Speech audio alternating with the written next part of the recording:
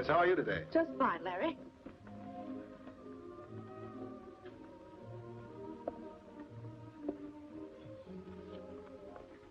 Your usual lunch, Miss Prentice? Yes, the usual, Anna. Right away.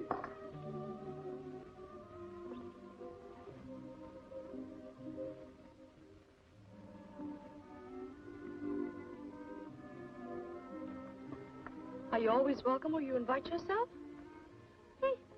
Tongue-tied. Take your hat off the table. I'm allergic to dandruff. You haven't seen what's in the hat, Miss Prentice. My, what an odd hat band. What's your pleasure? Your company for the weekend, beautiful. A command performance? Right. Just walk out of this joint in front of me. And no tricks. Don't be funny. Do I look like a juggler? You are leaving, yes? I am leaving, no, Arnold. Oh. Cover the consomme with the salsa. I'll be back.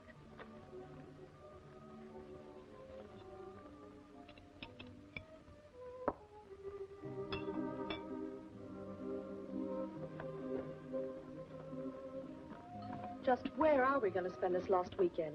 You'll find out.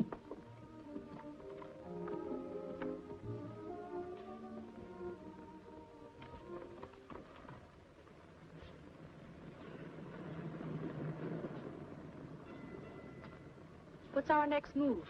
Right into that car, beautiful. Take 'em, Iggy. The next time you want to date a lady, I suggest gardenias instead of a gun. Take 'em to the office and put 'em on a leash. My lunch is getting cold. Now, you get right in that car. Come on, come on.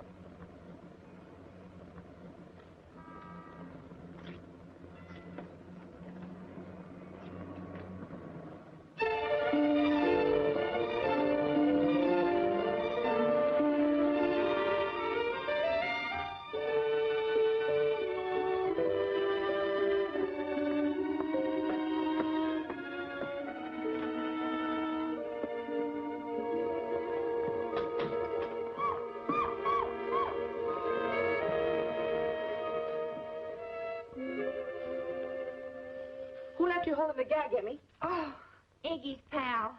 He was at our company and went away mad. You go on from here.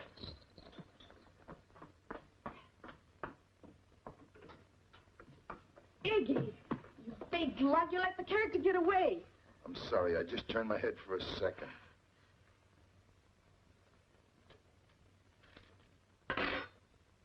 Enjoyed the visit. Be seeing you, beautiful. Be seeing you too, Mr. Snapbrim. Behind bars if I can arrange it. Well, what happened? Did the roof fall in? Yeah, that joker was too fast. Too fast, me even turn. Spare me the details. Go soak your head, Iggy. It'll do you good. I'm expecting a visitor. A visitor? Who? I don't know. Evidently, somebody wants us out of business for the weekend. The magician or the rabbit will soon be here. Go outside, Emmy, and leave the door partly open. Okay.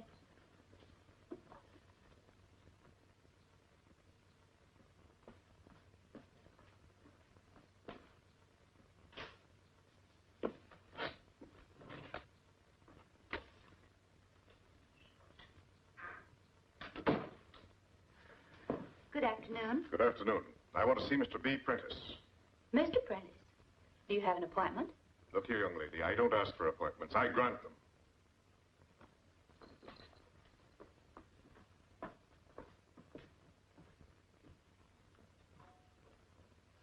May I help you? Where's B. Prentice? You're looking at her. Indeed. A woman private investigator? You were expecting maybe Senator Claghorn? A woman, eh? That may not be bad. Not at all bad. You impress me as having the necessary qualifications. Just what am I qualifying for? A horse race or the Rose Bowl parade? I beg your pardon. Skip it. What's your problem, Mr. Bentry, Colonel Bentry.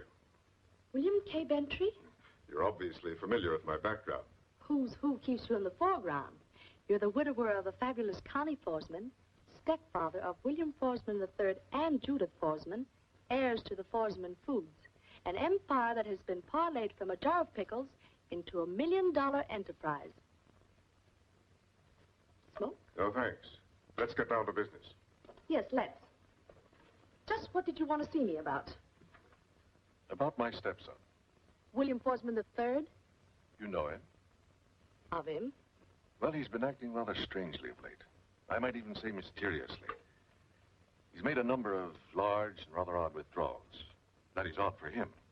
Now, I wouldn't be concerned if there was any explanation, but there seems to be none. Should there be? Well, not necessarily.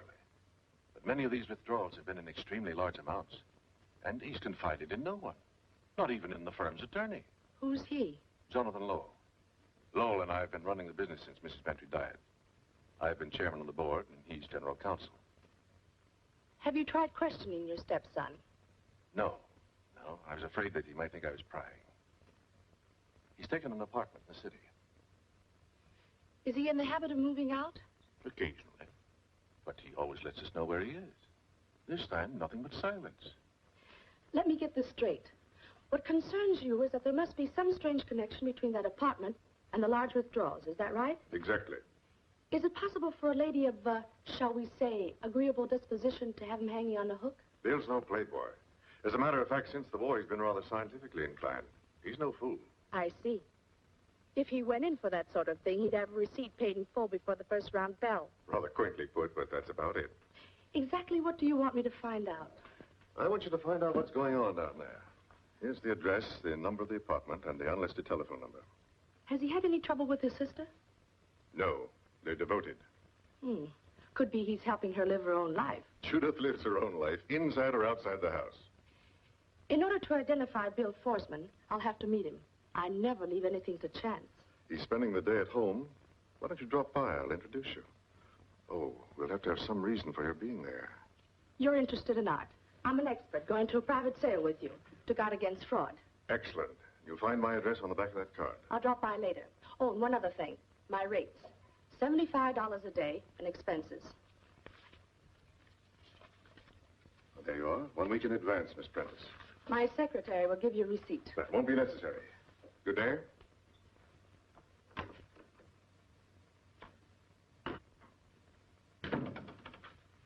If I ever heard a phony setup, that's it. What do you care? We're paid in advance. Okay, what's the pitch? Get your hat. We're going to see if that apartment is accessible.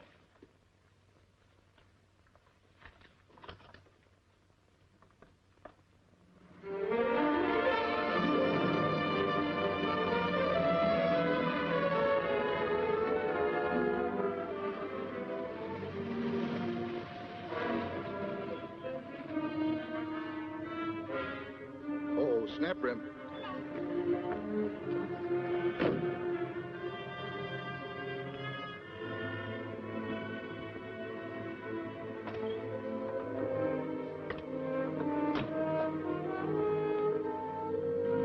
You better make up some more solution, Chicago.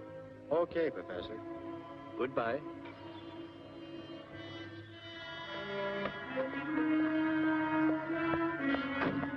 Is the invitation for the shotgun weekend still open? I beg your pardon? Don't be cute. Look, sister, I don't know what you're trying to peddle, but I ain't buying any. Not so fast. I'm curious why guys with cap pistols want to take ladies they don't know on weekends they don't want. Especially pretty ladies. That's kidnapping in my book. Listen, Muscles, if you want the Pier 6 treatment, I can give it to you. But I'm wise to these shakedowns, so beat it. And if you're smart, you'll stay away from this layout. Imagine that guy trying to play dumb on us. Could he be our boy, Forsman? Nah, too rough at the seams. I wonder who Grandpa is. Who? The old guy. He may be the guy giving the orders. How soon can you find out who he is and where he fits into Forsman's picture? He might be a sucker and go for the bait. I can play inquiring photographer and get our answers real quick. Good. Hop to it. Then grab a cab and meet me outside the Bentry estate.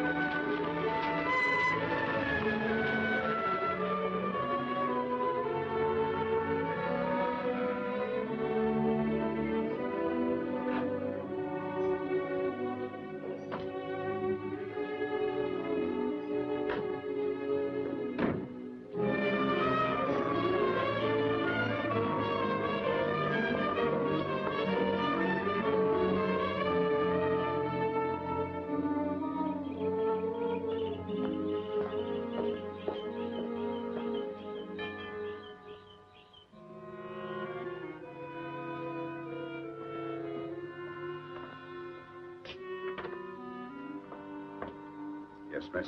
I have an appointment with Colonel Bentry. Your name? Miss Prentice. If you'll take a seat, I'll inquire if he's at liberty to see you.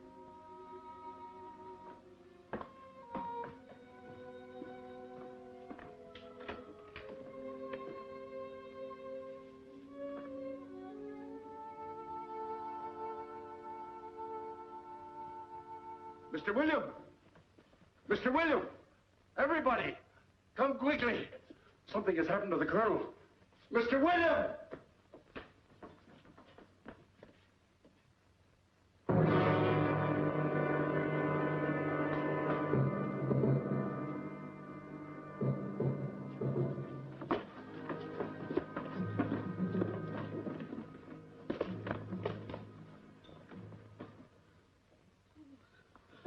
Severance, call Dr. Richards and Mr. Lowell.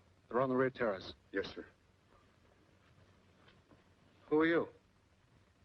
Belinda Prentice, art investigator. I was employed by Colonel Bentry to examine some purchases he was planning to make. I just arrived. I don't want to intrude, Mr. Forsman, but that letter opener sticking in the Colonel's chest isn't a scarf pin. In case of homicide, I suggest you call the police. If you don't mind, Miss Prentice, I'll handle this myself.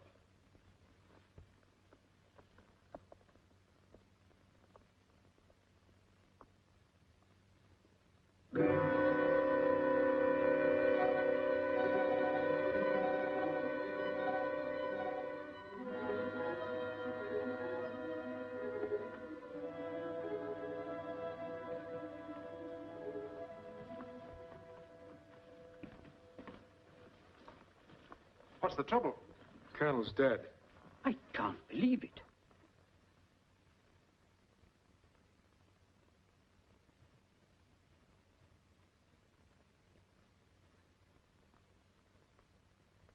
Isn't it strange, Doctor, that there's so little blood from a wound like that? Yes, it is. What did you have in mind? Perhaps a heart attack. Perhaps something else.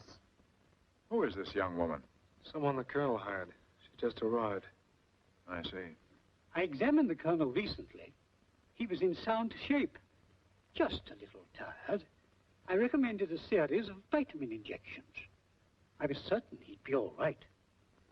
Do you rule out a heart attack altogether, Doctor? It could hardly be a heart attack with a letter opener sticking in his chest. Perhaps I'd better call the police. I'll do it. I'll try to keep this as quiet as possible, William. Murder makes noise. And headlines, Mr. Lowell.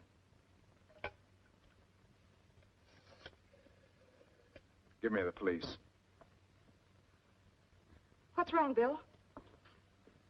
Colonel's met with an accident, Judy. A bad accident. He's dead. I know he's dead. Judy, calm down. Miss Keats, take her to her room. Stay with her. Yes, Mr. Williams.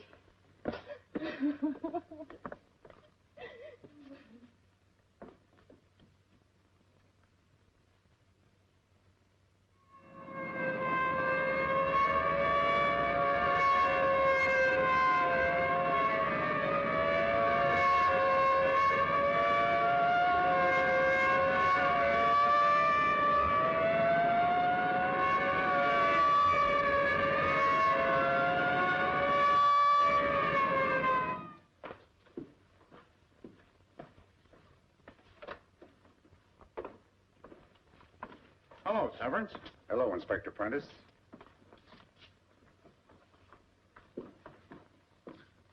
What are you doing here? Business? Don't get into mine.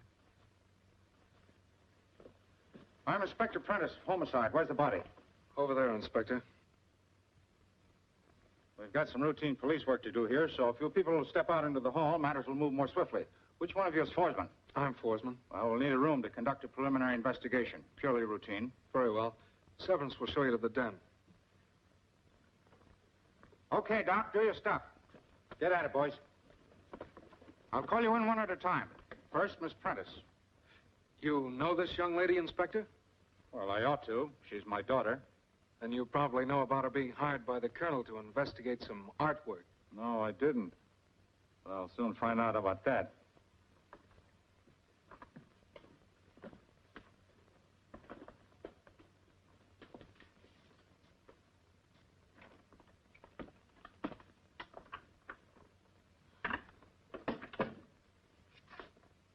Don't look so innocent. Now, why are you here? Me? Colonel Bentry employed me to trace down some forgeries in so-called classic art. Classic art. You didn't pass fourth-grade drawing. You wouldn't know an old master from a whitewashed barn. Now, what's the dodge? You're dating yourself, Dad. Today the word is pitch. Pitch, dodge, caper, who cares? What's your angle? What I'm doing here is strictly none of your business. Don't get sassy. You obstruct the law and I'll jug you. Daughter or no daughter. Oh, how sweet. I can just see it. Irate Papa Jug's daughter for following up his murder case. Who called it murder in the first place? I guess I did. On what grounds? Well, he wasn't tickling himself with that letter opener. Who let you in? Severance.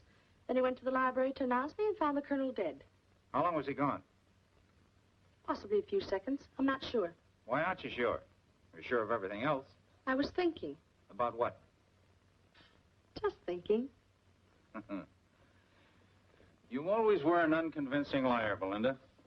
Remember, I've been calling fibs on you ever since you were born, and I still can, so give out. Honest Injun, that's all I know. Forsman told Severance, the butler, or whatever he is. By the way, who is he? Reformed drunk. Disbarred lawyer. Used to be quite a figure of a man. Some old guy downtown brought him back with some newfangled cure for alcoholics. I see. Well, what was it Forsman told Severance? To get the doctor and Lowell. I told him to call the police, but he waited for Lowell. He did? Why? I don't know. Anyway, Lowell told Forsman that he'd try to keep it as quiet as possible. Meaning little or no publicity, I suppose. Yeah. Trying to keep a secret of a stiff like the famous colonel is like trying to hide the Statue of Liberty in a telephone booth. Yeah. Well, you keep your nose clean. No matter what your business was with Colonel Bentry, this is a matter for the police. I know private eyes digging into this case while I'm in charge. You understand? You're old-fashioned, Dad. It's private operator. Don't get sassy. Now, may I go? No. Stick around the house for a while. I may want to talk to you later. And send Severance in on your way out. Okay. By the way, what's a guy like Severance doing in a setup like this? You take care of the phony art, and I'll take care of the suspects. Just thought I'd ask. Yeah? Well, I just thought I wouldn't tell you. As if you knew.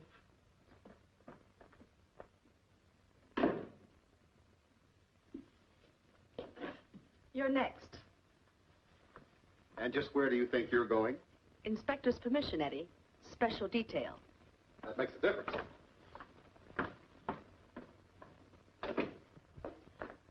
Get going, Iggy. Where to? That apartment downtown.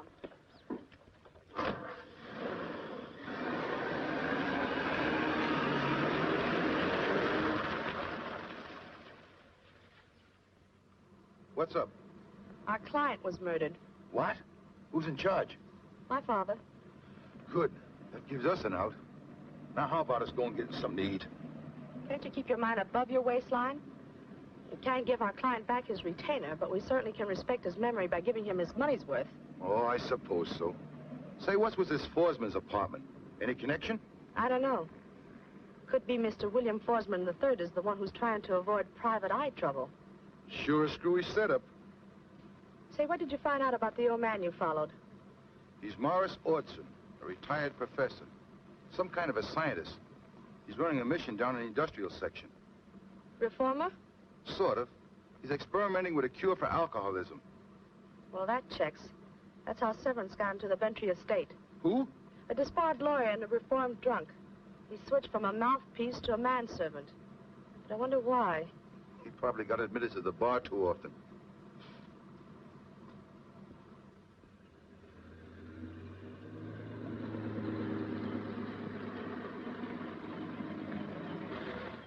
Give me the master keys, Iggy. What for? I'm gonna go look over that apartment. Oh, wait a minute, boy. Come on, Iggy. Okay. You stay here. Now, suppose there's something... Sit tight.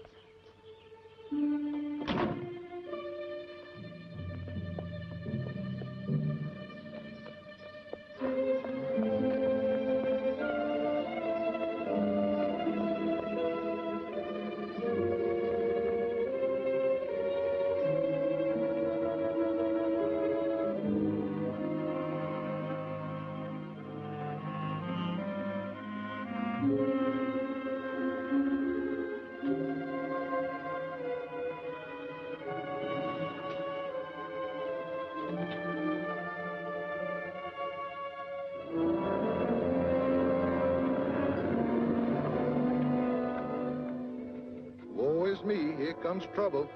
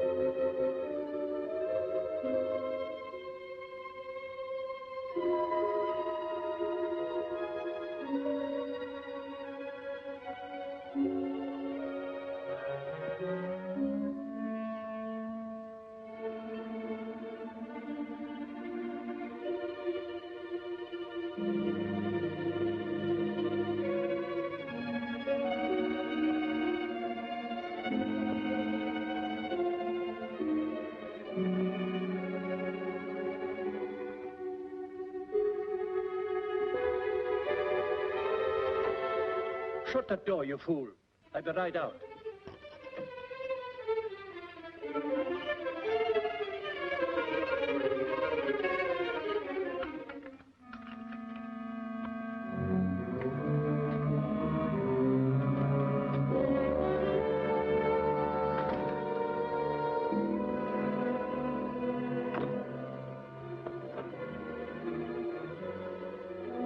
What's the matter with you, Chicago?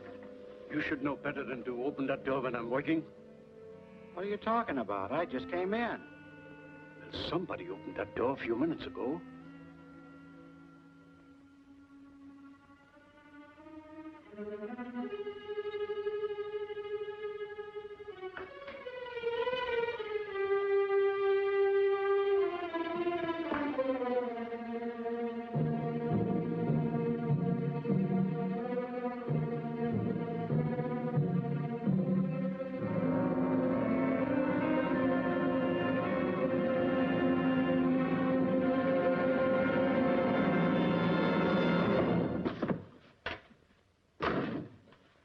Why did you do that? Bill doesn't want any snoopers around here. Neither would he approve of violence. Look, Professor, you do your job, and I'll take care of the wise guys. This is getting monotonous. Yeah, ain't it? How long will that knot you call a head hold out? Longer than you think, Bud. I wish your girlfriend was here. I'll bet you do. Still want to take her out for that weekend? Shut up. I demand that you stop this brutality. You don't like this show, Professor. Why don't you take a powder? I will.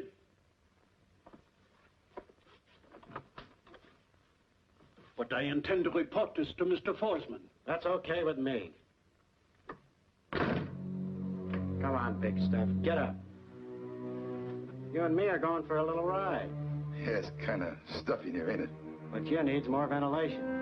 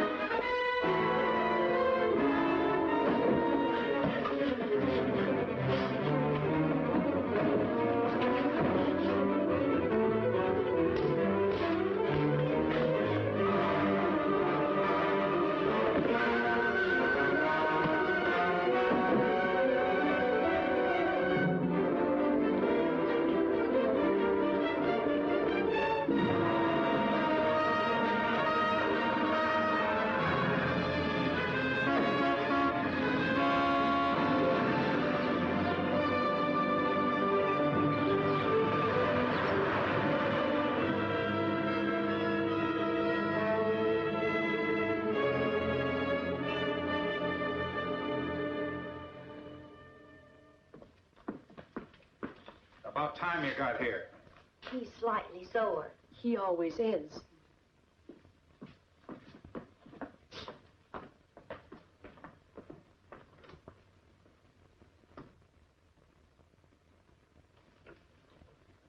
You know you can get 5 years for impersonating a police officer? Me? Let me see the tin you flashed to get out of that house.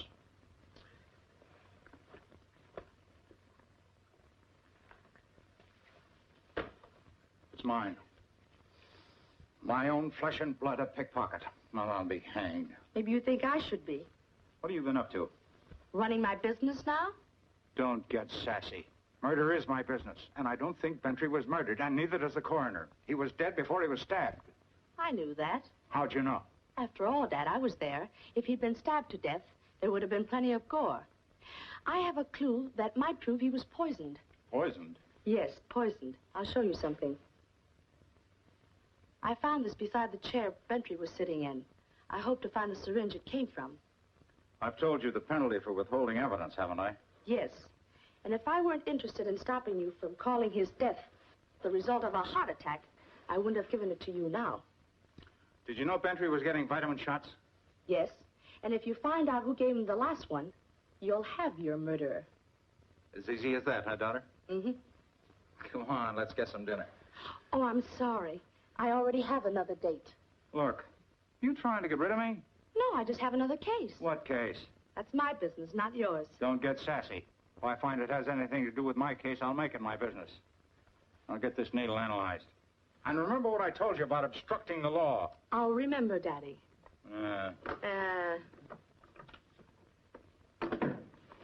Is he kidding? Did the guy really die with a heart attack? Yes, only not the usual sort.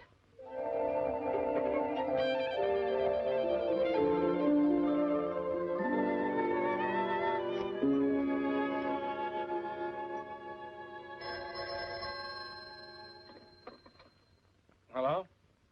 Who? Oh, yes. Yes, I remember you very well. What is it you wanted to see me about? I see. Where? Here. How did you know my address? Your stepfather gave it to me. As a matter of fact, that's what I want to talk to you about. Oh. Well, in that case, come right over. Fine. What's the matter, Chicago? You're as jumpy as a taxi meter. Jumpy? Me? You're crazy. Who was that on the phone? Friend of Dad's. A lady detective. She coming up here? Yeah, what? Dames get on my nerves. I think I'll shove off. Suit yourself. I'm going to look over the professor's latest notes. Okay.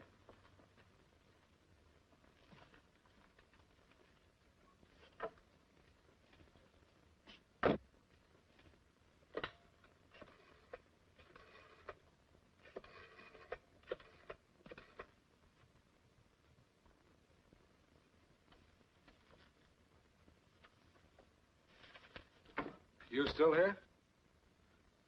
I thought I'd see what's playing at the show around the corner, but the line's busy. Guess I'll drop over anyway. Before you go, will you mix some more solution? Sure.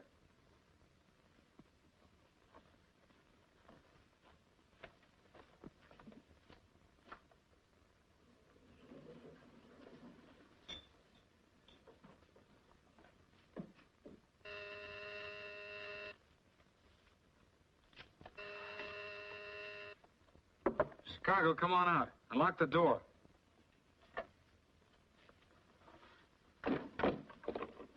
I'll wash up in the kitchen. Fine.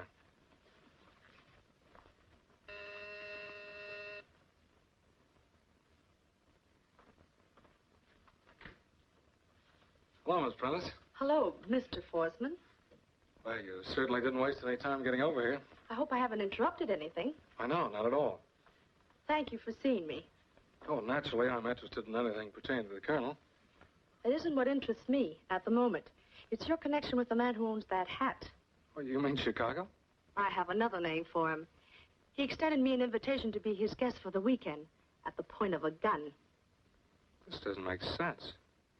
Suppose I get Chicago in here and we'll find out what this is all about. Good.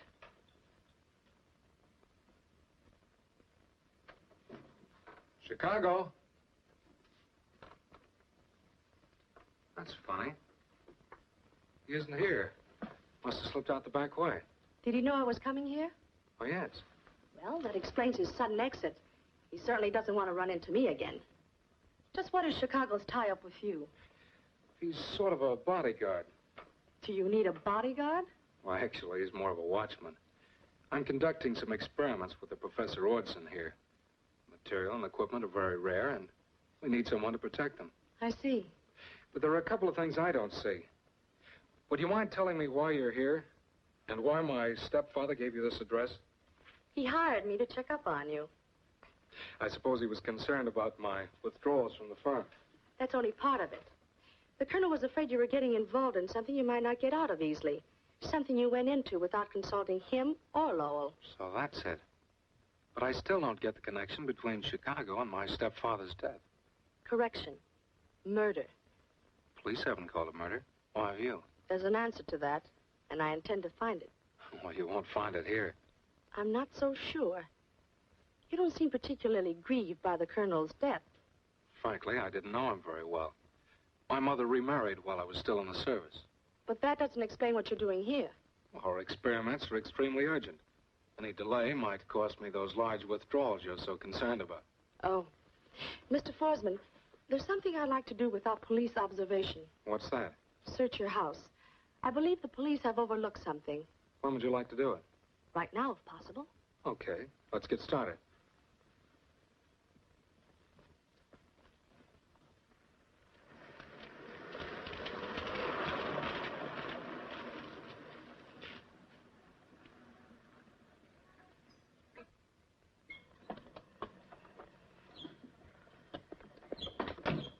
Wait here, Iggy.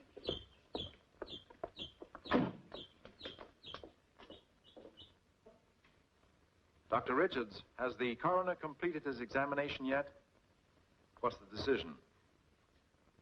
Thank you, Doctor. Yes, I'll tell them. Oh, Miss Prentice, we weren't expecting you. Some other people weren't either. What's the verdict, Lowell? Heart attack. The wound was accidental. Evidently, he had been toying with the letter opener when the seizure gripped him. What are you implying, Miss Prentice? That your stepfather was dead before he hit the floor. As he pitched forward, his weight drove the letter opener into his chest. I don't care what anybody says. He was murdered. But, Judith, there's nothing to be gained by contradicting the law. Why not? Why are you so positive it's murder? It appears to be an open and shut case. As far as Mr. Lowell's concerned. Miss Prentice, when I want your opinion, I'll pay for it. Judith. I think there's something all of you should know. Colonel Bentry did not hire me to investigate some phony art. He wanted me to find out some facts for him. That he knew he was in danger. Perhaps. I have a feeling that if I find all the facts, will prove that he died of a heart attack. One that was deliberately induced. An interesting theory, Miss Prentice. But it's only a theory. Not even that. A hunch. I would like to leave to attend to the funeral arrangements, Mr. William. Very well, Severance. Before you go, have Miss Keats fix some sandwiches and coffee. Yes. Get some rest, Judith. Thank you, Jonathan. Goodbye, William. Goodbye, Lowell. Well, I think I'll clean up a bit. Judith, will you take care of Miss Prentice? Yes, of course. Why did my stepfather hire you? I'm sorry. Confidential. I have a right to know. Speaking of hiring, who hired Severance? I did. What does he have to do with it? Nothing. I merely noticed that he occupies a position above that of an ordinary butler. Severance is not a butler. He's more of a social secretary. He knew the colonel before... Before what? Before Colonel Bentry married my mother. Would you care to redo your makeup? Is it that obvious? Not nearly as obvious as you are, Miss Prentice.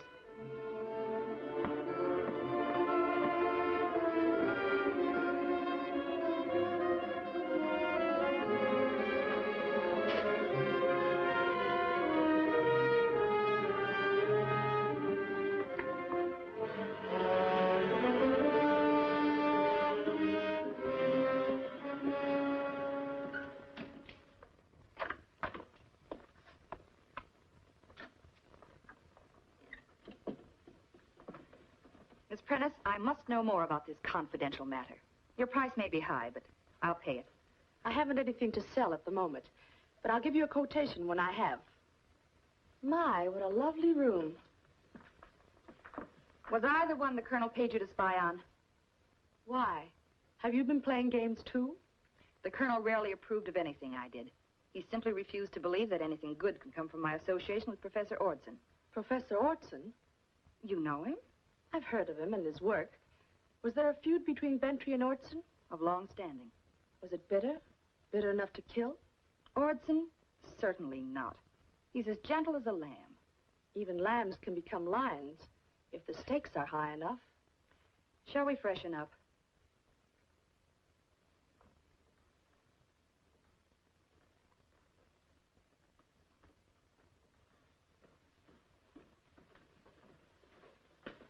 I'll be going now, Mr. William. All right, servants. Where are you going, Judy? I promised Professor Ortson I'd help him this evening. I'll get a bite downtown. See you later. Okay. Goodbye, Miss Prentice. Goodbye. Well, I guess that just leaves the two of us. My man is waiting outside. I'll dismiss him and be right back. There's a room upstairs I'd like to search before we eat. Upstairs? Which room is that? I'll show you when I come back. All right.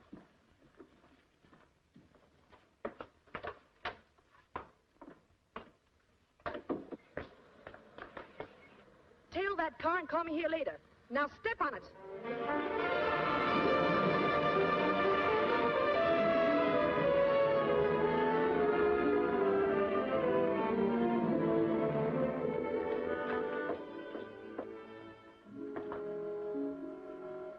This is the room I meant.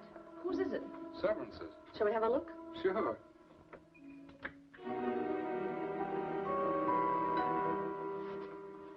Wow. Severance certainly keeps an untidy room. Can't imagine him doing a thing like this. He didn't. Somebody was here looking for the same thing I am. And obviously found it. Oh, what now? I think I'll try some of that food. Good idea.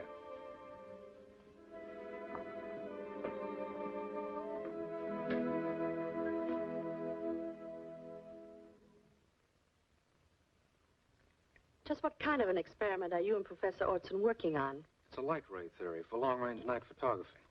Colonel Bentry might have been proud of your efforts if you had only told him. No, I'm afraid he never would have approved of Ortson. They became bitter enemies after my mother died. What started it?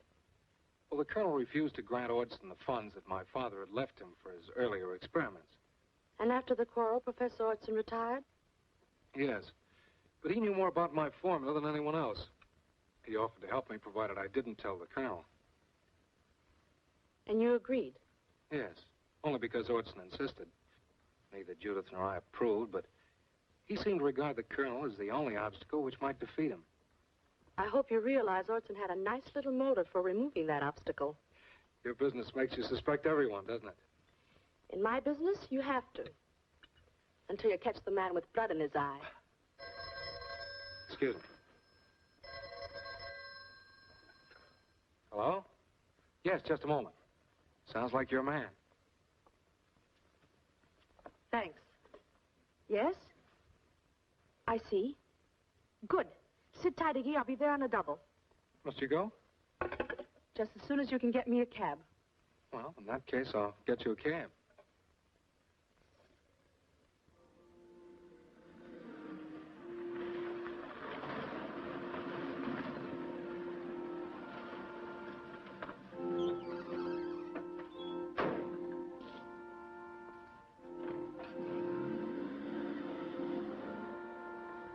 Hey, boss, over here.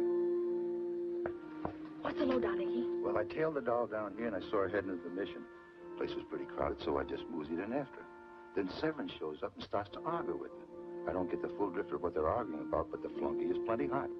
Then I heard him tell her he'd give her 10 minutes to make up her mind and he'd be waiting outside for her. What then? Then she got a hold of the big moose. What big moose? Some character called Big Mac. He and the Judy gal have a nice, quiet discussion. Like you don't get any of that, but I see her slipping some dough. And then they... Look.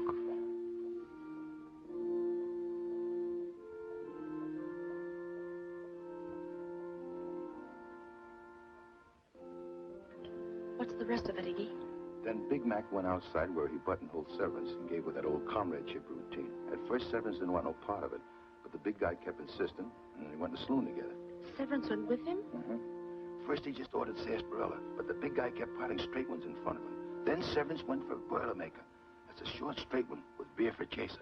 What happened to Severance after that? Are you kidding? The last time I peeked, he was stiffer than a laundried collar. Uh-oh.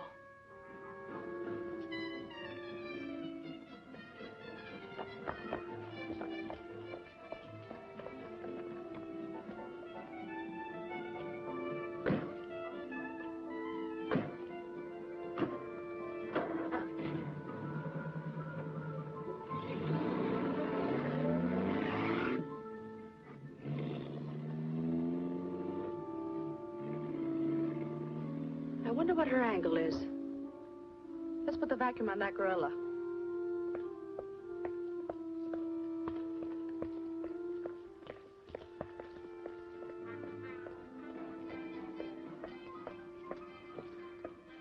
Give me a minute and then come in. Okay, boss.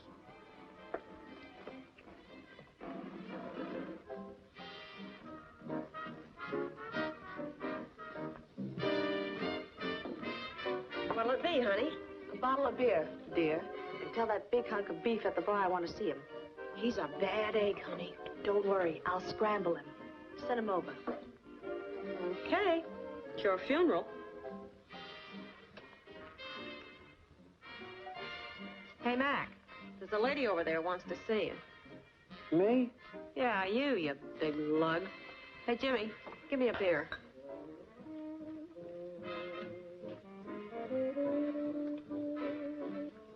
Want to see me, Toots? Hi. Sit down. Okay, sister, but I'm warning you. I'm dynamite. Be careful you don't shake yourself. You're apt to blow up.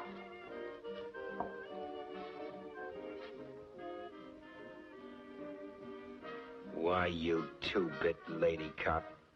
I ain't gonna sit with you. Shut up or I'll run you in. You and who else? Don't look now, big boy. But there's a man in back of you with a little convincer in his lap. If you want it that way. Okay, chum. You heard the lady. This can be used two ways. One to rap you over the head and the other put a hole through that blubber of yours. What do you want? Did you know the man you held up outside a while ago? I didn't hold up nobody. I could call it that. I don't know nothing about him. What did the lady pay you to get him drunk? I ain't good at guessing games. Maybe you want your memory refreshed. Okay. She gave me $20 and 10 for drinks. He pretty near drunk up the sawbuck. Okay, big stuff. Get lost for a few days. And keep your mouth shut about this.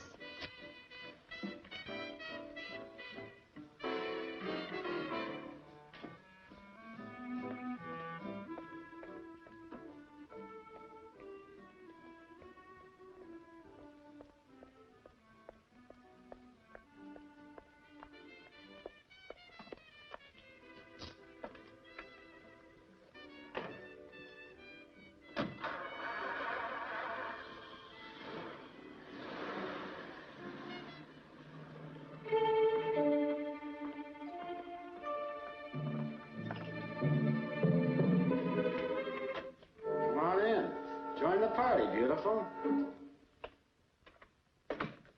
You're a persistent stinker. But this time, Junior, you're treading on quicksand. Look out you don't choke. There's no danger of that. My. What strange birds fly in this squadron? You were expecting me? You or some other double-crosser like you. I'm not in favor of loose words or accusations, Miss Prentice. You seem to have a lot of theories. That might interfere with your plans? Something like that. I have deemed it advisable for you to leave the city for a few days. You and your man have chosen to argue the point with me. I have become impatient, Miss Prentice, and insist that you do as I say. What's the ticket if I don't? A hole in the head? Or a slight dose of poison? Don't be facetious. I'm not playing penny ante. You're holding the cards, Mr. Lowell. What are you dealing? Disappear for a week and earn $1,000. Interesting proposition. Listen, Gonzo. I understand it's customary for a gentleman to give a lady her seat. I'll give the orders here, Miss Prentice. That's what you think. You heard what the lady said. On your feet or fall flat in your face. Don't get playful. Iggy was a trigger-happy Marine. Need I say more? You're holding the high cards now, Miss Prentice. How much do I have to pay to see your hand? You can't beat a pat hand, Mr. Lowell. I suggest you throw your cards on the table and get out of here. Take your Pekingese with you and lean them against the first tree you pass. And stay out of my way, or you'll get hurt. Especially you, Mr. Lowell. Now get going, the both of you. My day's coming, fat boy. Don't you get no ideas, or I'll put this gun where you least expect it.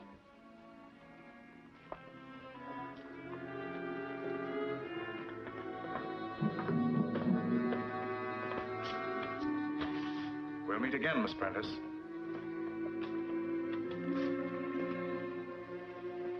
Shall I tail him?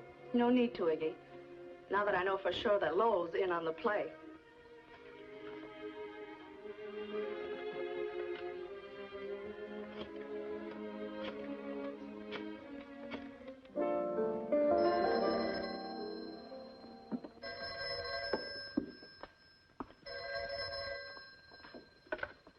Hello? Bill, this is Belinda Prentice. I want you to come to my apartment immediately. Oh, you trying to compromise me? If you don't hustle, there won't be much left to compromise.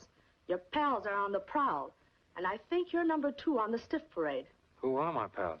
I'll tell you when I see you. You're in for a sudden case of rigor mortis, unless you move quickly. Okay. What's that address? 481 Park West Apartments. Don't worry, I'll be right over.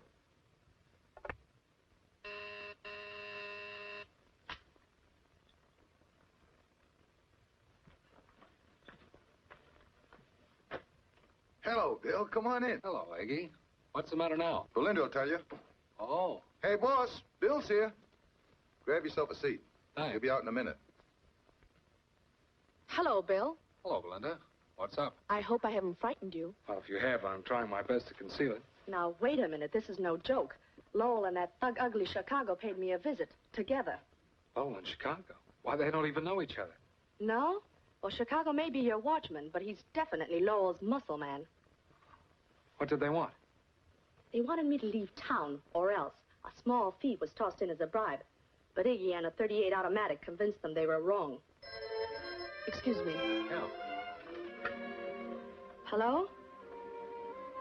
Why, yes, Dad. He was at the office with a character named Chicago. They left together. What? Well, I suggest you pick up this Chicago. You might find it at Forsman's apartment. You know where it is? Fine. Yes. Forsman's right here. Check. What was that all about? Well, you can stop worrying about Lowell. He's dead. On the front lawn of your estate. Oh. You better get out there at once. Come on, Iggy.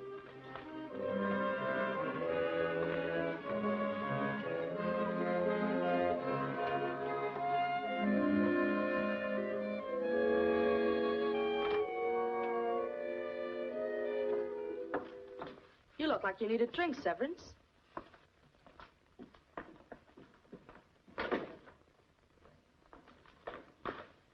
Well, daughter, looks like this case kind of got away from you. I wouldn't say that, Dad. Did any of you besides Chicago see Lowell tonight?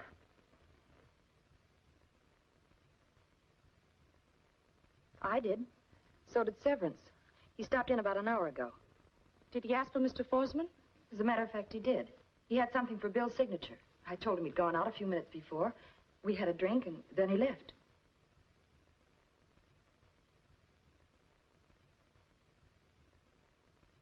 You've been putting the heat on me all day. Now you're going to explain what's behind it. I don't know what you're talking about. What have you got on him, Belinda? Threat of arms and attempted kidnapping. Where did you pick him up, Dad? At the Forsman apartment, just as you said. He was there with Professor Ordson, so I brought them both along. This Chicago's been singing a strange tune. Never mind the tune. I'm interested in the lyrics. Chicago told me that Lowell was embezzling company funds without Bentry's knowledge. Then when young Forsman started to make those large withdrawals, Lowell used them to cover up his own deficit. Then when he found out that Bentry had hired a private detective to check up on Forsman, he became panicky, fearing exposure. Then it was Lowell who ordered you to get rid of me. He just wanted you kept out of circulation for a while, that's all. How did you know Lowell? I knew that mouthpiece from way back. He got in touch with me and said he was in a jam, that I had to do this job for him or else. Play safe, he had me sent to you through the company's personnel department. So he was using your record to keep you on his team, huh? You guessed it, Copper. I don't think there's any need for anxiety over what happened here tonight, Belinda. The facts are obvious. Lowell knocked off Bentry, hoping to make it look like a heart attack, so he could accuse him of embezzlement if it became necessary. But something happened to his plans, and he decided to cash in his chips. As simple as that, is it, Dad? And how did you arrive at that conclusion? Through your help, Belinda. That needle you found was the one clue to prove that Bentry did not die of a heart attack. We put that needle under a microscope, and we discovered traces of a fast-acting deadly poison. When we put the poison to the test, we discovered that it absolutely disappears when introduced into the bloodstream. Lowell must have substituted the poison for the vitamins. That's all I needed to know. Now I'll fill in the missing pieces to this puzzle. Mr. Forsman, I know that you, Lowell, Dr. Richards, Miss Judith, and Severance were in the house when the Colonel got that injection. Are you inferring that one of us gave the Colonel the injection that was fatal to him? Exactly. Any one of you had just as much chance as Lowell. Couldn't Bentry have given himself the shot? I think not, Dad. When he called at my office, he picked up the letter opener and started toying with it. It was a habit, you know, just like some people doodle. And that's probably what he was doing when he got the hypo. Could be, because he certainly was dead before he was stabbed. Doctor, isn't it unusual to prescribe vitamin shots for a man in sound condition? Not at all. He'd been taking them on and off for the past 3 months. Did you personally administer all the injections? That wasn't necessary. Colonel Bentry sometimes administered them himself. Professor, you give shots at your mission as part of your alcoholic cure, do you not? Yes, but the Colonel and I were not on speaking terms. He never would have allowed me to administer to him. Miss Judith and Severance have often helped you with your work. Have they ever given any injections? Miss Judith has. She was experienced in such matters. She was a nurse's aide during the war. Miss Judith. Yes? Why did you hire Big Mac to lure Severance back to drink? Why, I did no such thing. Don't lie, Judith. I've already questioned Big Mac, and it was you who gave the Colonel the shot, thinking it was a vitamin dose. Isn't that true? Yes, it's true. But I didn't know it was poison. When he fell to the floor, you dropped the syringe and ran out of the house. I was frightened. Severance, you removed the syringe when you discovered the body. Then you were too upset to notice the needle had broken off. Yes. I was standing at the head of the stairs. I saw Miss Judith run out of the library and through the front door. You thought she was responsible, so you hid it to protect her. Miss Judith wouldn't have done it deliberately, Miss Prentice. Why did you follow Judith to the mission? Well, someone had ransacked my room and stolen the syringe. Miss Judith didn't know I had it, so it must have been someone who had seen me remove it. I went to warn Miss Judith. I knew she was innocent and tried to get her to go to the police. I thought that if I got him intoxicated, I could gain a little more time, hoping the murder would be solved. You must have been the bright boy I saw leave Severance's room. What did you do with that syringe? I turned it over to Lowell. That's right, he did. Lowell blackmailed me with it tonight. He wanted control of the company's voting stock. He said my fingerprints were on it. And if I didn't sign a power of attorney, he'd turn his evidence over to the police. Did you sign it? What else could I do? That's strange. We didn't find the syringe or the power of attorney on Lowell. I'm sorry, Severance. I can understand your devotion and loyalty to Judith, but it all narrows down to you. You were the only other person in the house. As an ex-lawyer, you must realize that the only way you can protect Judith is to produce the evidence which will support her story, even if it means incriminating yourself. I suppose you're right, Miss Prentice. Here's the power of attorney and the syringe. But I didn't murder Lowell. I overheard him blackmailing Miss Judith. I followed him out on the lawn and demanded the return of the power of attorney. He drew a gun. I grabbed his hand, and in the struggle, the gun went off. He accidentally killed himself. Here you are, Inspector. The fingerprints on the gun will clear him. If my handling of your case, Inspector, has bewildered you, I'll be glad to hold your head. So I can steal my badge again? No, thank you. Well, Inspector, your daughter has proved that Judith is innocent and that Severance acted in self-defense. Not so fast. That's a decision for the DA to make, not a private eye. But you needn't worry. The real killer's paid for his crime. Well, Chicago, I've got a little surprise for you. We're shipping you back to your hometown. Your local constabulary has something they want to pin on you, and it's not a good conduct medal. What do you mean? They ain't got nothing on me. No, nothing a short term in prison won't cure. Take him downtown, officer. Can I go with him, Inspector? To Chicago? No, downtown. There's a couple of raps I want to put on him that'll show, but not on his record. File it away, Iggy, as unfinished business. Well, Forsman, it looks like Belinda saved your life. I guess you're right, Inspector. Why, Dad, you're actually paying me a compliment. Yes, and I'll pay for your dinner. Come on. I'm sorry. I have a previous engagement. What, another case? Could be. Well, I guess it lets me out. You don't have to hit me over the head with a blackjack. What a happy thought. Don't get sassy.